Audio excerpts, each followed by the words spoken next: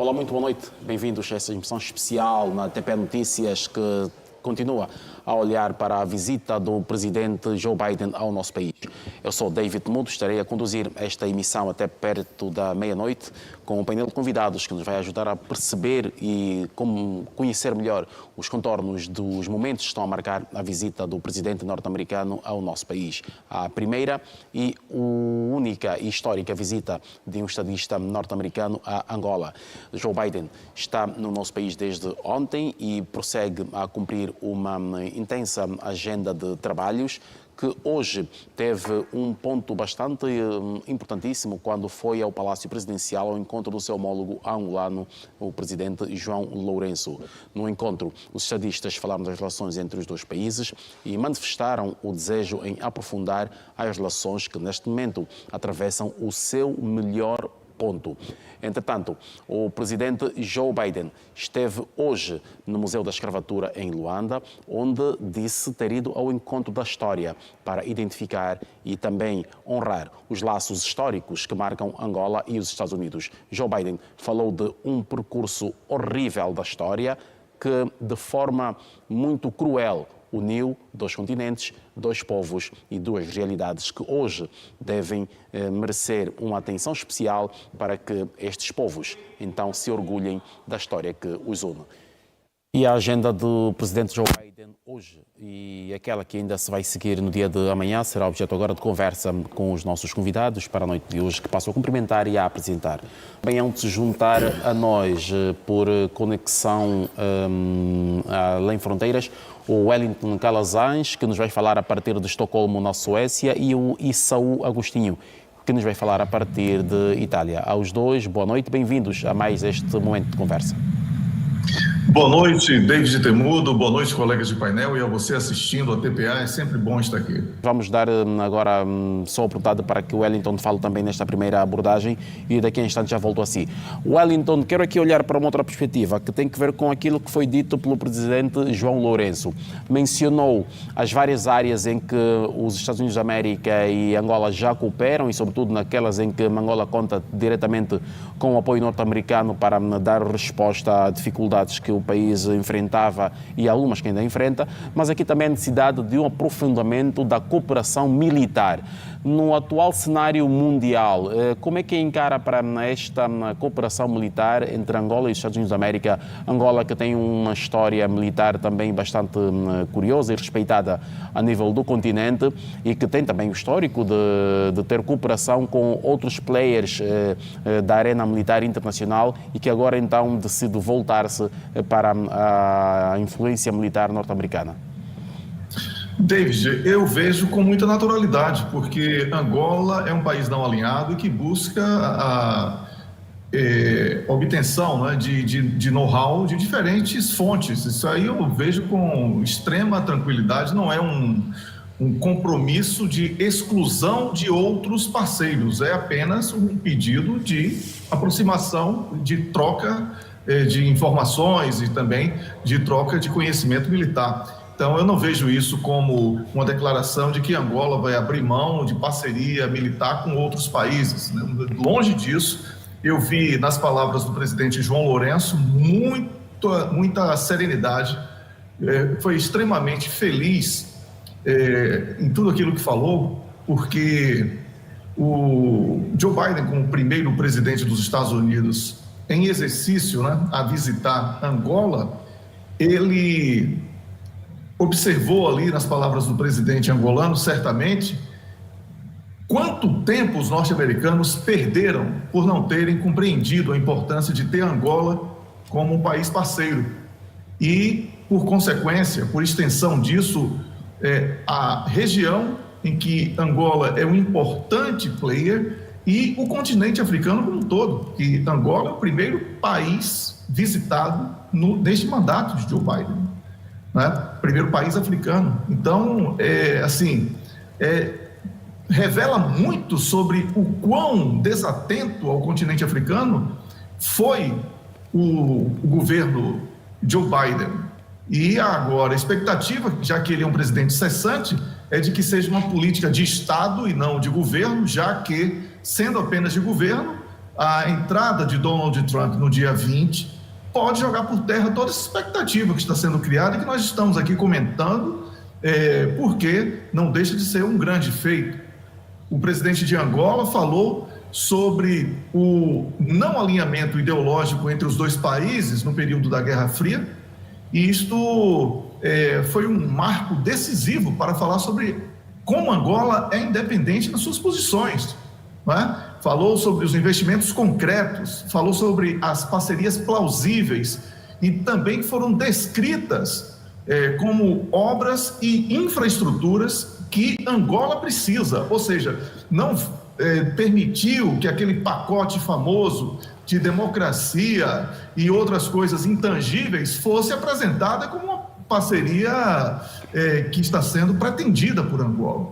Em outras palavras, David, João Lourenço, o presidente de Angola, apontou para Joe Biden os caminhos para que essa expectativa que está sendo criada neste momento festivo, esses caminhos sejam perseguidos para que tudo isso que está sendo criado em termos de expectativa possa ser convertido aí em ações concretas. E aqui eu falo também que as palavras do presidente norte-americano de valorização da tentativa de aprofundamento das relações entre Estados Unidos e Angola e também no continente africano como um todo, foi especialmente emblemática quando na sua agenda houve aí a visita ao Museu da Escravatura. A história nos ensina e isso serve para todos indistintamente.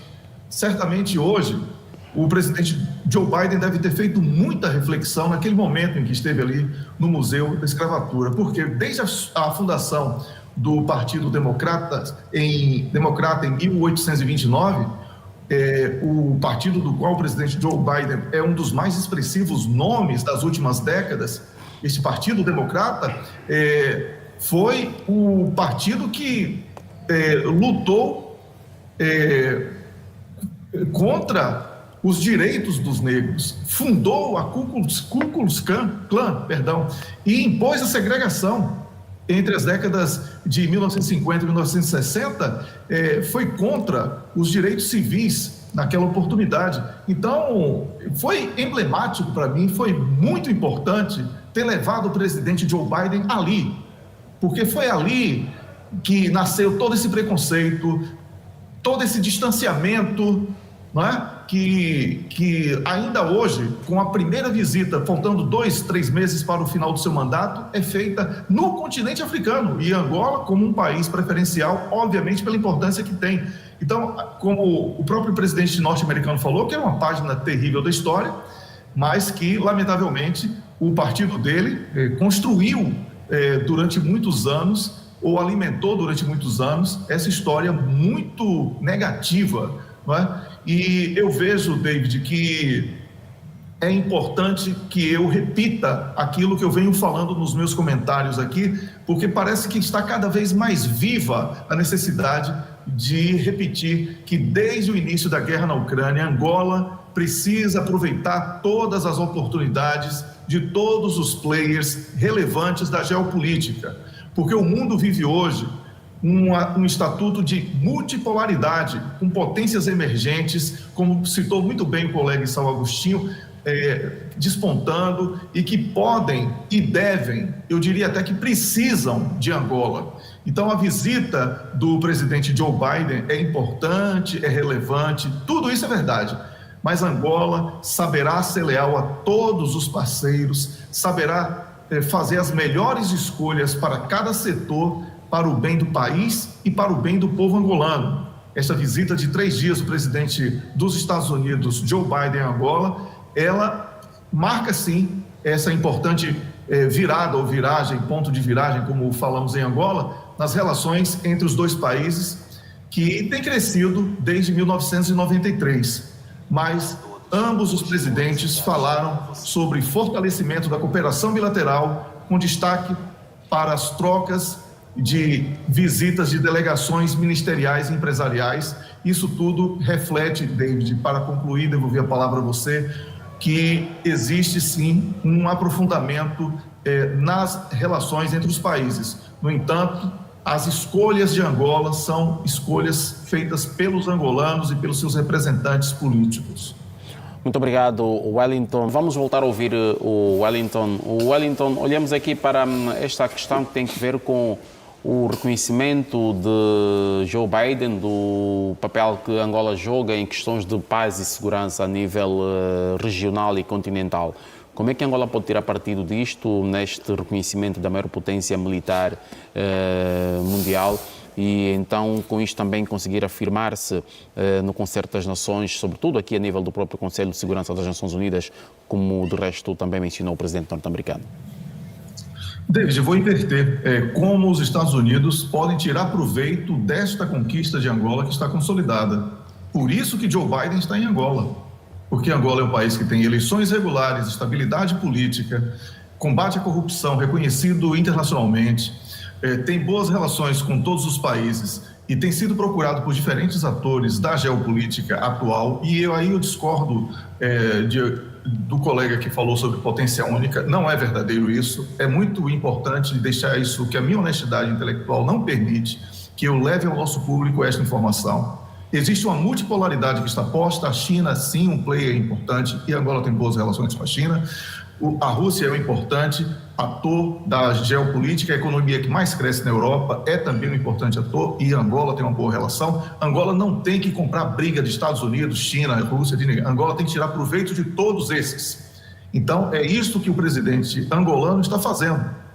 Então, não tentem criar uma expectativa de que a partir da visita de Joe Biden todos os problemas estão acabados. Não é assim que a coisa acontece. Observe que em 1993 os Estados Unidos reconheceram Angola e somente hoje o presidente visita o país. Então a coisa não é construída do dia para a noite. Então essa pressa, essa necessidade de querer fazer tudo rápido, não é assim que a diplomacia funciona, não é assim que a geopolítica funciona. Angola está sendo procurada porque é um país que está promovendo a paz, é um país que respeita os outros países e é respeitado por outros países. E se os Estados Unidos perderem o bonde da história no continente africano a partir dessa locomotiva chamada Angola, aí sim ele vai acelerar o seu declínio, que é notável, inclusive do ponto de vista da dívida interna, que é gigantesca, e a necessidade de buscar novos atores.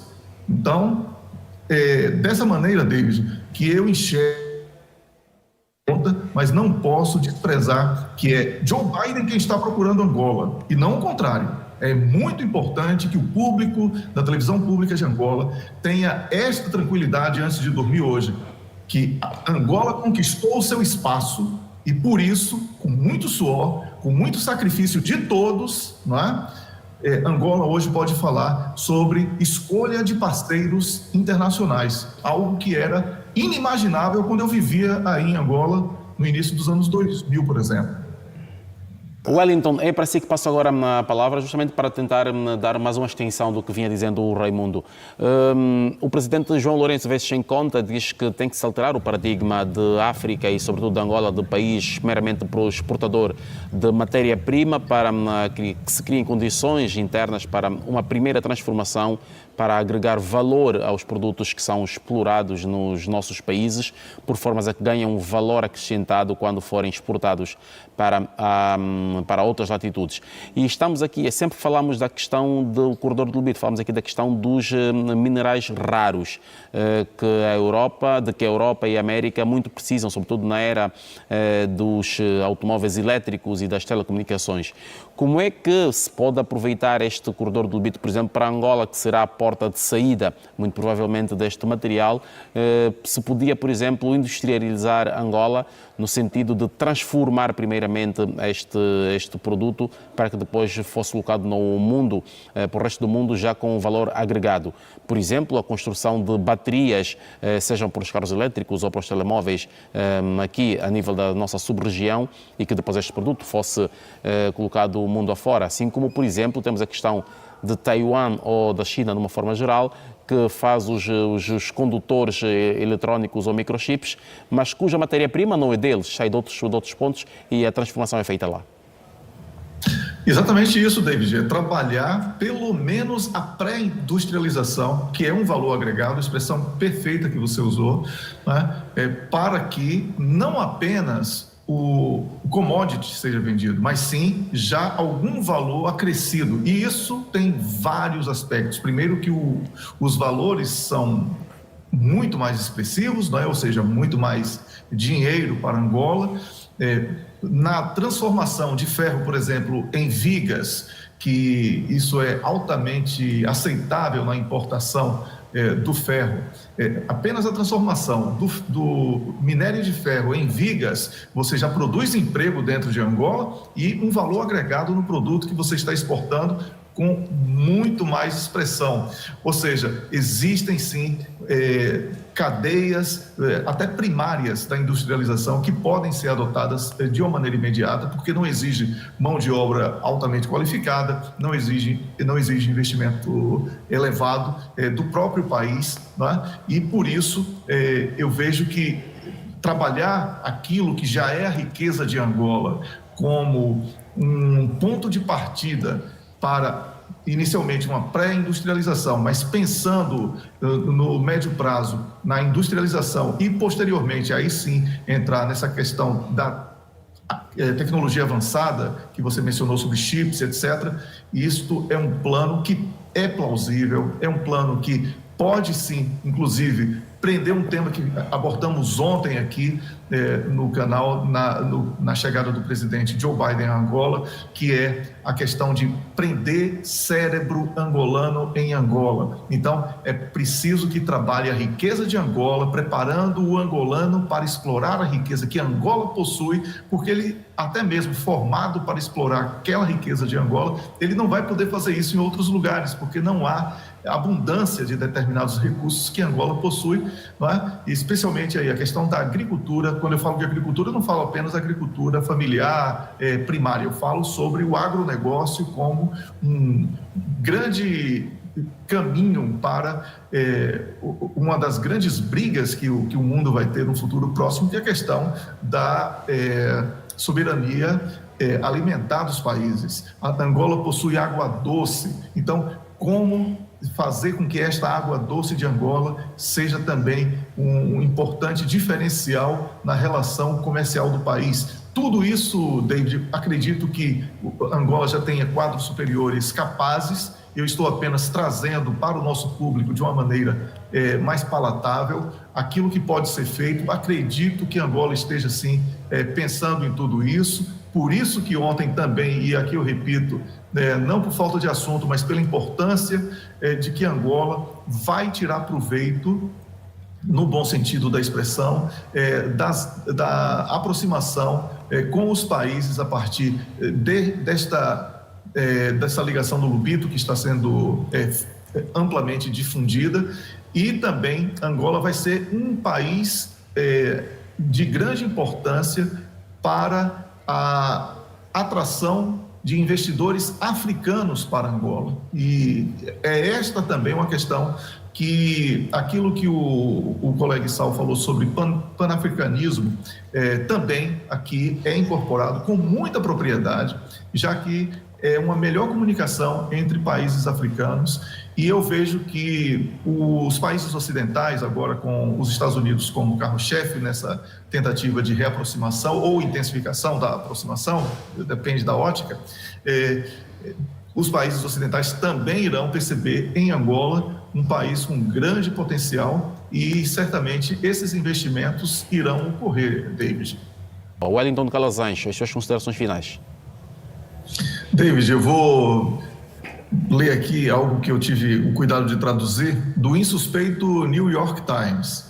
As autoridades dos Estados Unidos afirmam que o corredor do Lubito incentivará o investimento privado em Angola e proporcionará ao Ocidente melhor acesso aos minerais necessários para veículos elétricos e outras tecnologias de energia limpa. No entanto, a China já passou décadas financiando projetos no país e em todo o continente, fazendo com que alguns se perguntem se os Estados Unidos podem competir com seu rival. Então, com essas palavras, eu reafirmo tudo aquilo que eu disse. Olha que eu peguei um extrato do New York Times, insuspeito, né? Angola é um país hoje em disputa. Angola, na Guerra Fria, foi disputado pela antiga União Soviética e pelos Estados Unidos da América. fez a sua opção. Agora existe uma multipolaridade. Angola está sabendo tirar proveito a partir da política diplomática de não alinhamento e, por isso, eu acredito muito que, a partir desse projeto, muitos outros projetos irão chegar a Angola por causa da importância estratégica, localização e também ordem interna, que isso é muito importante nos dias de hoje. Um grande abraço, eu agradeço aos colegas de painel, a você, Deide, ao colega Sal, que esteve aqui comigo na sala virtual, e ao público. Espero ter atendido no meu contributo às necessidades para as quais eu fui convidado. Obrigado, Wellington Calazans. Wellington Calazans, jornalista, especialista em comunicação integrada, que nos falou a partir de Estocolmo, na Suécia. Aos dois, o nosso muito obrigado. Boa noite.